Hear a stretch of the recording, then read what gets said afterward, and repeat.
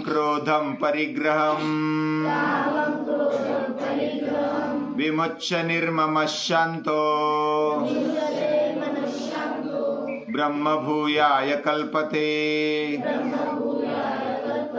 ब्रह्मभूयाय कल्पते।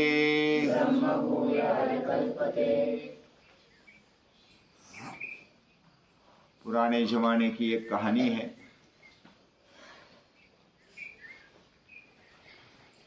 खांडिल्य और ऋषिध्वज नाम के दो सगे भाई थे। वो राजा के पुत्र थे,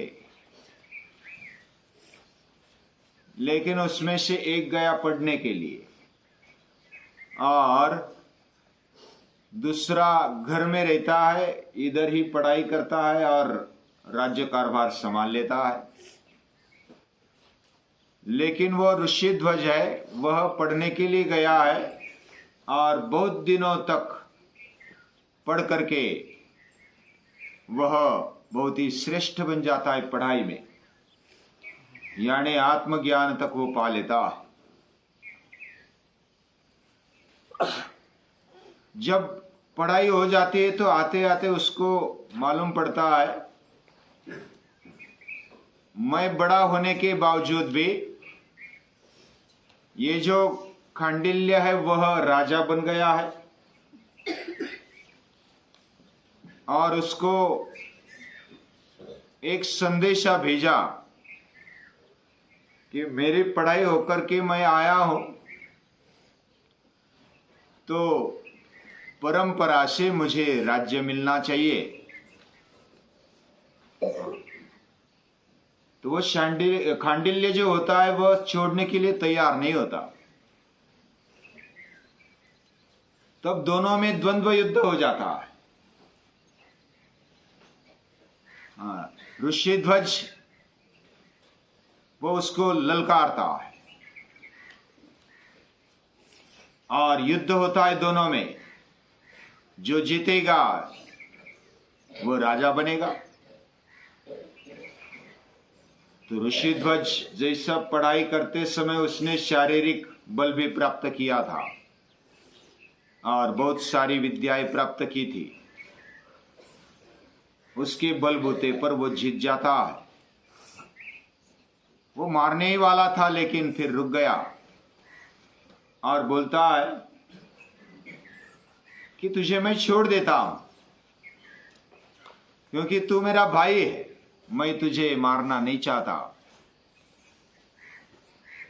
लेकिन तू अभी राजगादी को छोड़कर अभी वन में चला जा और मैं अभी राजा हूं। मैंने तुझे पराभूत किया और मैं अभी सिंहासन पर बैठ रहा हूं। सभी राज्य उसने ले लिया। और जो खांडिल्य था वो कुछ साथियों को लेकर वन में चला जाता है, लेकिन मन में वो ठानता है कि मैं अपनी शक्ति को बढ़ाऊंगा और एक दिन ऋषिध्वज को मार डालूंगा और मैं ही राजा बनूंगा। तब तक मैं मेहनत करता हूं और जंगल में रहता हूं और जंगल में आते ही मैं शक्तिशाली बनकर उसको मार डालूंगा और राजा बनूंगा। ऐसा सोच करके वो वन में चला जाता है, जंगल में चला जाता है। जंगल में उन साथियों के साथ वह हर रोज मेहनत करता है और अलग अलग शस्त्रास्त्र वो प्राप्त करने के लिए प्रयास कर रहा होता है। इधर ये जो ऋषिध्वज है राजा बन गया, लेकिन राजा बनने के साथ साथ उसने एक यज्ञ किया और यज्ञ करते समय उससे गोहत्या हो गई। जाने अनजाने में उससे गोहत्या हो गई। तो उसको लगा कि मैंने तो पातक किया, उसका प्रायश्चित्त कैसे करना चाहिए वो गुरु को पूछा। तो गुरु ने बता दिया कि तो खांडिल्य के पास जा, उसको प्रायश्चित्त विधि पता है और वही तुझे अच्छे से प्रायश्चित्त विधि बताएगा और वही तुझे उसका मार्गदर्शन करेगा। अभी ऋषिध्वज को मन में पहले प्रश्न आता है कि ये सगा भाई होने के बावजूद भी अभी शत्रु बन गया है, वो मुझे मारने के लिए उत्सुक है। मैंने तो पहले छोड़ दिया है, लेकिन फिर भी वो मारने के लिए उत्सुक है, ये भी उससे मालूम था। फिर भी वो चला जाता है कि ठीक है, मेरा यज्ञ पूरा होना चाहिए, और वो यज्ञ पूरा करने के लिए बीच में जो आपत्ति आई है, मुझसे जो गो हत्या हो गई है, गो हत्या बहुत बड़ा पातक माना जाता है, क्योंकि गाय ये हमारी माता है और उसकी हत्या करना ये बहुत बड़ा पातक माना जाता है। तो ऋषिध्वज उसको निवारण के लिए चले जाते हैं खांडिल्य के पास जंगल में। अभी जंगल में आते देख बाकी साथी बोलते हैं कि अभी जिंदा रहने के लिए वो रखना नहीं चाहता है खांडिल्य का और मारने के लिए आया है। लेकिन ये ऋषिध्वज बोलता है कि मैं मारने के लिए नहीं आया हूं। हाँ, तू मुझे पहले सुन ले, मैं क्या बोलना चाहता हूं। मैंने बहुत अस्त्र शास्त्र पढ़ लिए है, लेकिन ये प्रायश्चित्त विधि मेरे गुरु ने ही कहा है कि वो तुझे मालूम है और तुझसे वो मार्गदर्शन लेना है, सीखना है। तो इसलिए मैं आया हूं। मैं तुझे मारूंगा नहीं, मैं तुझे कुछ ग्रहण करने आया हूं, शिष्य बनकर आया हूं। वो नमस्कार करके खांडिल्य के पास ठहरने का सोचता है। उधर उसके साथी बोलते कि अच्छा मौका आया है, बिना हथियार तेरा भाई, तेरा शत्रु तेरे सामने आ गया है, तो अभी ये चांस मत गवाना, उसको संधि मिलते ही मार देना, तेरा राज्य हो जाएगा, सब कुछ अपना हो जाएगा। तो खांडिल्य को ये आइडिया पहले अच्छे लगी, अपने साथियों ने दी हुई आइडिया, लेकिन वो विचार करने लगा कि ये जो ऋषिध्वज है ये आया है शिष्य बनकर और मैं गुरु हूं, तो मुझे ऐसा नहीं करना चाहिए। ऐसा उसके मन में आया। तो उसने फिर उसको बोल दिया कि मैं पढ़ाने के लिए तैयार हूं, सिखाने के लिए, मार्गदर्शन करने के लिए तैयार हूं, तो दीक्षा ले ले। फिर वो पूरा विधि बताते हैं। खांडिल्य और ऋषिध्वज आमने सामने बैठकर वो मार्गदर्शन ऋषिध्वज लेते हैं, और मार्गदर्शन लेने के साथ फिर वो नमस्कार करके जाने लगता है। जाते जाते सोचता है, फिर भी मुझे ये सब होने पर भी मुझे स्वस्थता नहीं लग रही, शांति नहीं लग रही है, क्या करूं। तो ऋषिध्वज विचार करता है, फिर ऐसा सोचता है कि अरे, मैंने जिसके पास से कुछ लिया, कुछ विद्या ले ली, अभ्यास किया, उसको गुरु दक्षिणा दिए बिना ये यज्ञ पूरा नहीं होता है। फिर वापस आता है। फिर वापस आने के कारण वो फिर खांडिल्य सोचता है कि ये फिर वापस क्यों आया, अभी मारने के लिए आया होगा। लेकिन ऋषिध्वज बोलता है कि मुझे अभी भी अस्वस्थता है, आप मेरे गुरु हैं, मैं आपका शिष्य हूं, और मैंने आपसे जो भी लिया है तो मुझे गुरु दक्षिणा देनी है, मांग लो, जो भी मांगना है मांग लो।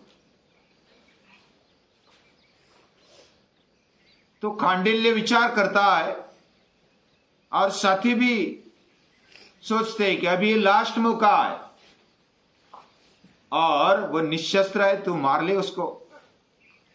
लेकिन खांडिल्य फिर भी सोचते रहता है कि क्या करूं। फिर सोचता है कि ये जो भौतिक जगत है, ऋषिध्वज विद्वान है, वो आत्मज्ञानी है, और इतना होने के बावजूद भी वो मेरे शरण में आया है, मेरे पास विद्या लेने के लिए आया है, तो मैं ऐसा क्या मांगू। प्राण भी मांग सकता हो, दक्षिणा में कुछ भी मांग सकते। तो दक्षिणा में वो खांडिल्य सोचते हैं कि मैं आत्मज्ञान चाहता हूं, क्योंकि ये जो भौतिक संपत्ति है, राजा भी बन गया तो यह लोक इस पृथ्वी का राजा बनूंगा, लेकिन अगर आत्मज्ञान मिला तो परलोक का राजा बनूंगा। तो वो मांगता है कि मुझे देना है तो आत्मज्ञान दे दे। तो ऋषिध्वज मन में प्रसन्न हो जाता है, ये जो भाई है सचमुच अभी सही राह पर आया है। फिर वो बोलता है कि तूने अगर राज्य मांग लिया होता तो भी मैं दे देता, क्योंकि मुझे दक्षिणा दिए बिना यज्ञ पूरा नहीं होगा और यज्ञ किए बिना मुझे शांति नहीं मिलती। प्रायश्चित भी अभी करूंगा, करने वाला हूं, और ये राज्य भी मैं देने के लिए तैयार हूं, क्योंकि गुरु दक्षिणा दिए बिना मैं कैसे जा सकता था, तो राज्य क्यों नहीं मांगा। तो उसने बताया कि राज्य, ये पृथ्वी लोक, ये तो कभी ना कभी नष्ट ही होगा, लेकिन जो शाश्वत है, तू जो पाना चाहता है या तो पाया हुआ है, वो मुझे चाहिए, और वो आत्मज्ञान है, वो मुझे चाहिए। इसलिए मैं आपका शिष्य बनने के लिए तैयार हूं। एक दूसरे के गुरु शिष्य बने। फिर और ऋषिध्वज उसको बताता है। वो मैत्रेयी और याज्ञवल्क्य का संवाद उनमें होता है। आत्मावारे मंतव्य श्रोतव्य मंतव्य निदिध्यासितव्य। हे प्रिय, याज्ञवल्क्य बताते हैं मैत्रेयी को कि आत्मा के बारे में हमें सतत मनन करना चाहिए। सतत मन में क्या बातें आनी चाहिए? मैं कौन हूं, मैं क्या हूं, क्या मेरा लक्ष्य है, ये जीवन मुझे क्यों मिला है, क्या इसका मकसद है, ये मनन मंथन करना चाहिए, वही चिंतन होना चाहिए। उसका ही सुनना, उसको ही मन में लेना, उसकी ही कल्पना करना, ये बातें मनन में आती है। यानी पहले तो सुनना, श्रोतव्य, उसी के बारे में सुनना, दूसरा सुनना ही नहीं, उसी के बारे में मनन करना, चिंतन करना, और चिंतन करते करते मैं ब्रह्म हूं, मैं आत्मा हूं, और ऐसा अपने मन को, बुद्धि को बताकर उसको स्वीकारना। लेकिन धीरे धीरे ये बात जब बारंबार मन में लाते हैं और निदिध्यासन की ओर जाते हैं, उसका ही ध्यान करते हैं, ध्यान में भी बस मैं आत्मा हूं, अहम आत्मा, और ऐसे ध्यान करते करते जब आगे बढ़ते, निदिध्यासन करते करते, तो वो ध्यान भी चला जाता है। मैं आत्मा हूं ये भी चला जाता है, केवल आत्मा मैं चला जाता है। अहंकारम बलम दर्पम कामम क्रोधम परिग्रहम, ये जो अहंकार है वो चला जाता है। अहंकार ये नजदीक का पर्दा है और वो भी चला जाता है। बल चला जाता है, यानी कि पूरा बल ये भगवान का हो जाता है, आत्मबल आ जाता है। अभिमान चला जाता है, वासना कामना विलीन हो जाती है, क्रोध चला जाता है, संग्रह करने की वृत्ति चली जाती है। ये सब कुछ अपना है तो क्या संग्रह करे, और अनासक्त हो जाते, पूरे शांत और स्थिर बन जाते, निर्भय बन जाते, और वो ब्रह्मीभूत हो जाते। इस तरह अपने आप को भूलकर वो जीवन मुक्त बन जाते। ऐसे जो साधक होते, आत्मज्ञान के साधक, वो निरंतर उसी में बने रहते। उनको ये पूरी पृथ्वी मिल जाए तो भी उसको लात मारने की ताकत हो जाती है, आ जाती है। ऐसा राजा का राजा बन जाता है वो। इस तरह दोनों भाइयों में ये ऐसा एक दूसरे के शिष्य बन गए, एक दूसरे के गुरु बन गए। इसमें छोटा भी है बड़ा भी है तो उसमें कोई मायने नहीं रखता है। जिधर से भी आत्मज्ञान मिले, जो भी मार्गदर्शक बने, तुझे ही आगे बढ़ना है। ये ऋषिध्वज बोलता है कि हर एक के अंदर ये शक्ति है कि वो आत्मज्ञान पा सकता है। उसके लिए खुद का पुरुषार्थ चाहिए। वो पुरुषार्थ करने की शक्ति भगवान हमें दे दे। भगवान की कृपा से आत्मज्ञान प्राप्त होता है। उसको नमस्कार।